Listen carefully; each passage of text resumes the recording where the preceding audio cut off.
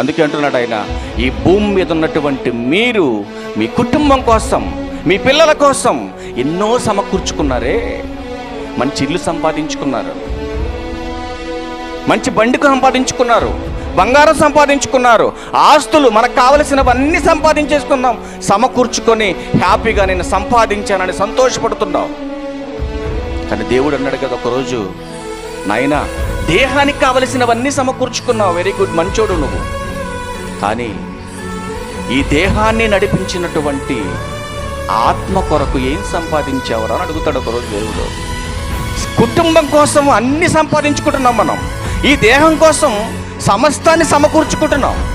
కానీ అన్నీ సమకూర్చుకునే మనం ఆత్మ కోసం కూడా సంపాదించాలన్న విషయాన్ని పక్కన పెట్టి దేవుడు మనకిచ్చినటువంటి విలువైన జీవితాన్ని ఎలా గడుపుతున్నారో భూమి మీద మనుషులు.